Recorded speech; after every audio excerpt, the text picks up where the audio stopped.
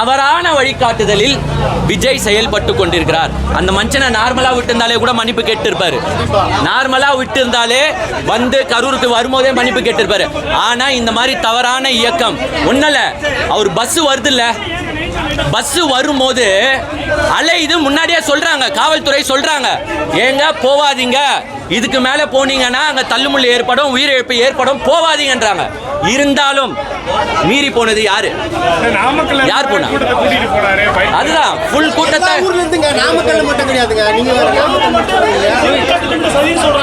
ஏங்க அவங்க என்ன தெரியுமா சொல்றாங்க? விஜய் சைட்ல இருந்து நிறைய தெலுங்கு படம் எல்லாம் பார்ப்பாங்க போல. தெலுங்கு படம் தமிழ் படம் எல்லாம் நிறைய பார்த்து வந்த குரூப் தானே அது. அது எப்படின்னா 1000 பேரை உள்ள இறக்கிட்டாங்களா, 1000 பேர் பொருளோட உள்ள இறக்கிட்டாங்களா, போயிட்டு அட்டகாசம் பண்ணாங்களா, ரவுடி இங்க வந்து இப்ப வந்து டிஎம்கே வந்து நல்ல கட்சி ப்ரோ. அப்புறம் என்ன விஜய் வந்து அரசு பண்ண முடியல, பாவம்னு விட்ட சிஎம் சொன்னீங்க, வாயில சொன்னீங்க, நீங்க தான் சொன்னீங்க ரெக்கார்ட்ல. அப்ப சரி ஒரே நிமிஷம். இப்ப 41 பேர் விழுந்திருக்காங்கல்ல, 41 பேர் விழுந்திருக்காங்கல்ல, என்ன பண்ணணும்னு நீங்க சொல்லுங்க. கவர்மெண்ட் அப்படியே பண்ண சொல்லலாம். என்னங்க பண்ணோம்? 41 இப்போ நீ என்ன